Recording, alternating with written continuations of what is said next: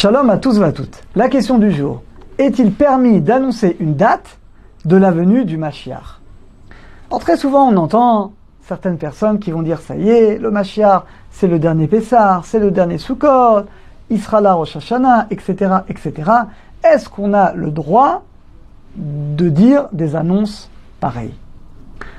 La réponse, elle est donnée explicitement par le Talmud, c'est dans le traité de Sanhedrin, page 98b.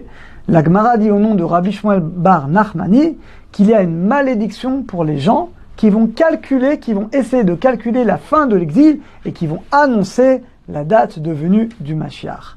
Alors non seulement c'est interdit, mais il y a en plus une malédiction. Alors d'abord, pourquoi? Qu'est-ce qu'il y a de grave? Bon, il s'est trompé, mais pourquoi c'est tellement grave d'annoncer, de dire, voilà, le Mashiach, je vous annonce, il viendra à telle date?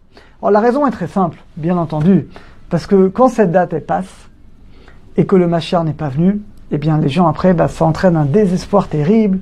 Soit les gens ils n'y croient plus, et des barogas ils racontent n'importe quoi, tu vois bien, la Torah n'est pas vraie, chas shalom, et ça entraîne un désespoir, et ça va développer l'hérétisme dans le peuple d'Israël, donc c'est totalement interdit. Et si la date elle est trop loin, ça va également être très très difficile pour les Juifs qui sont dans des grandes souffrances et qui vont finalement désespérer.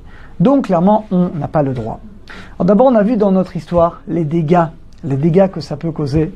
Je vous rappelle qu'il y a 300 ans, c'est il n'y a pas très longtemps, 300 ans, il y avait à l'époque du faux Messie, Shabbatai Tzvi, où quasiment beaucoup de gens ont cru qu'il était le Mashiach, et beaucoup de gens ont fait tchouva, beaucoup de gens se sont repentis, ils ont dit ça y est, on est à la fin des temps, et finalement, quand on s'est rendu compte de la supercherie, puisque par peur du gouvernement turc, du roi turc, eh bien, il s'est converti à l'islam, et donc on s'est rendu compte que c'était évidemment, tout ça c'était n'importe quoi, et ça a fait beaucoup de mal, il y a eu beaucoup de dégâts, il y a eu beaucoup de soi-disant élèves qui ont répandu beaucoup de choses, et finalement c'était une catastrophe dans le peuple d'Israël, et d'ailleurs juste après il y a eu l'ère de la Scala, l'ère soi-disant des Lumières.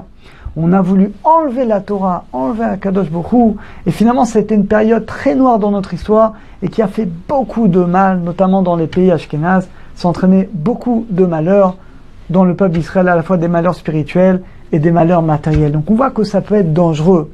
Que quelqu'un annonce la date du Mashiach ou dise c'est lui le Mashiach, on voit que effectivement c'est extrêmement dangereux. Pourtant, on voit beaucoup de grands maîtres qui ont eux-mêmes donné des dates. Alors, notamment le Malbim. Le Malbim est un des plus grands maîtres et commentateurs du Nar, des Nevi'im, Ktuvim.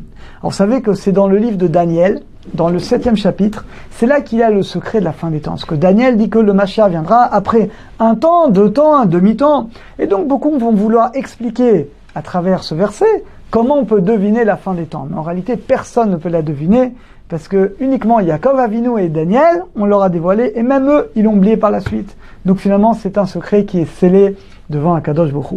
En tout cas, le Malbim lui-même, il donne une date et il dit qu'en réalité, l'interdit, c'était uniquement à l'époque du Talmud, parce qu'on était très loin, il y a 2000 ans, on était très loin du Mashiach. Mais le Malbim a vécu à 200 ans. Mais il dit aujourd'hui qu'on est très proche, il dit qu'il n'y aurait plus d'interdit. Néanmoins, même si on va d'après cet avis qu'il n'y aurait plus d'interdit, on voit bien aujourd'hui que c'est pas bien.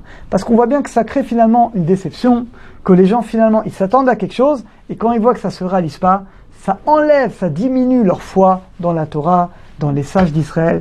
C'est pour laquelle nous dit le Rav Yosef, c'est pas bien.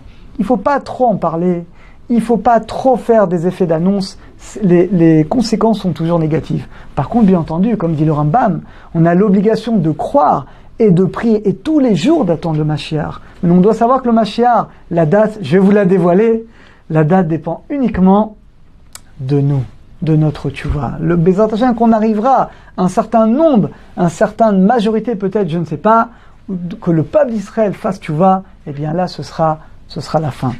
Le Rav Yosef lui-même, Zichrono Livracha, il y a une vingtaine d'années, 2 fois, il le rapporte dans ses livres, il a rêvé du Mashiach ben David au Kotel. Et il lui a demandé, le Rav Yosef lui a demandé, quand tu viens? Il lui a répondu, le Mashiach, Baruch Hashem, il y a beaucoup de gens qui font tchouva, quand il y en aura encore, je viendrai bientôt. Ça, c'est les rêves du Rav Yosef, c'est pas nos rêves à nous. C'est que Bezrat Hashem, on est très proches, mais en tout cas, donc, conclusion, vous avez compris, on n'a pas le droit de faire des effets d'annonce, d'annoncer des dates. On doit tous prier, chacun d'entre nous doit faire tchouva, on doit essayer d'aider les autres à faire tchouva, et par ce mérite, on méritera très très bientôt le Mashiach, le 3e Beth Amikdash, et la réunion de tous les juifs en Eretz Israël dans la Tchouva et dans la Torah. À très bientôt à tous et à toutes. La ligne d'écoute Torah Box, c'est une équipe de thérapeutes et coachs bénévoles à votre disposition chaque jour pour vous écouter et vous aider à surmonter votre difficulté. Problèmes de couple, solitude, dépression, violence, harcèlement. Vous n'êtes plus seul, nous sommes là. La ligne d'écoute Torah Box, un service unique, gratuit pour vous. Depuis la France au 01 80 20 5000 et en Israël au 02 37 41 515.